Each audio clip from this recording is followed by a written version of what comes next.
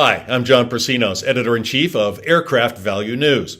I'm also a contributing editor at Avionics International Report.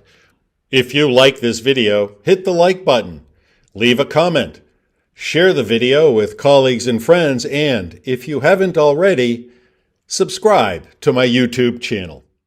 Mayday. How the government shutdown is wrecking the world's airspace.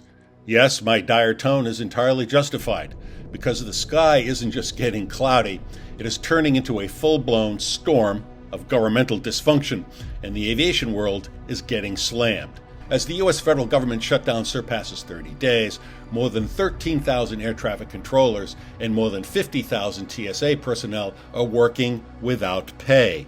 Think about that. The result? At some major facilities, this isn't just one extra delay, it's near collapse. Nearly half of the 30 busiest U.S. airports are facing staffing shortages at air traffic control towers and radar centers. In the New York area, absences at some control facilities have hit 80%. What does that look like in real time? Well, for example, at LaGuardia Airport, more than half of flights on a Friday were delayed, with average delays around 140 minutes. At Reagan National Airport and other key hubs, the agency admitted delays were being triggered by staffing absences. In one case, 44% of delays were attributed to controller absences on a Sunday. This isn't a situation of normal delays. The system is strained, operators are perpetually on edge, and maintenance of the underlying infrastructure is being shoved to the back burner because the government is shut down. The aviation system, it was already wobbling. Before the shutdown began, the FAA estimated a shortfall of about 3,500 controllers relative to its staffing target. Add in aging radar, tower, and communication systems, mandatory overtime, fatigue, and you have a system that was vulnerable.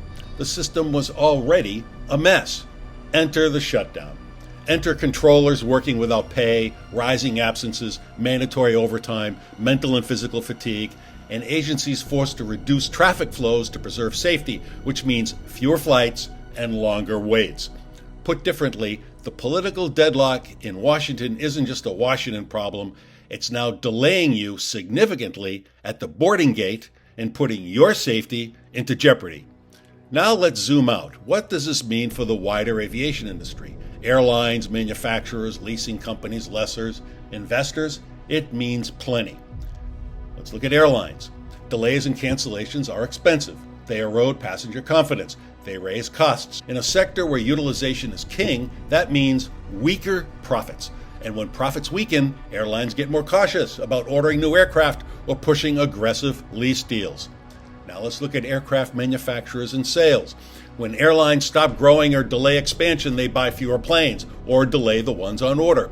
That ripples to manufacturers like Airbus and Boeing, which already live on tight margins and long lead times. Uncertainty kills big-ticket investment decisions. Furthermore, if airlines feel operational instability, like the AT system is collapsing, their appetite to commit to new jets drops. That feeds into orders, backlogs, and potentially discounts.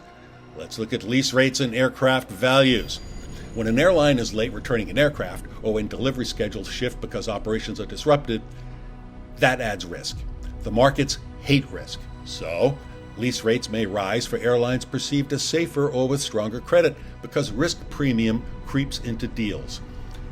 Conversely, values of existing aircraft may soften, especially for older types or less desirable configurations, because if fewer flights are operating or utilization drops, the asset's cash flow is less certain. Global aviation.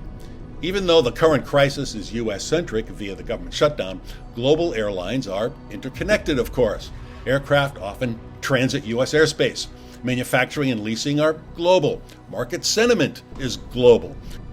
Once the U.S. system bleeds uncertainty, it rattles investor confidence worldwide.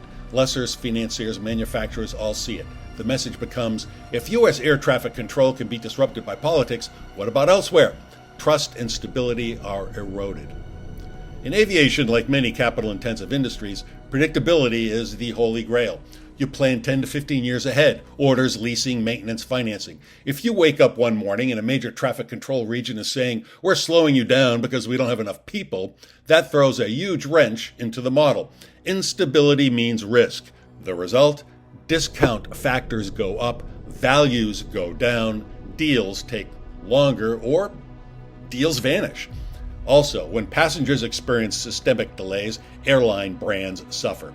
Over time, that leaks into bookings, pricing power, and revenue. Manufacturers and lessors see that. Stability, it's the invisible asset everyone assumes.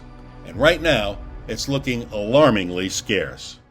Well, that's it for now. Thanks for watching. And if you have any questions or comments, please don't hesitate to send an email to me at jpersinos@accessintel.com. Thanks so much for watching.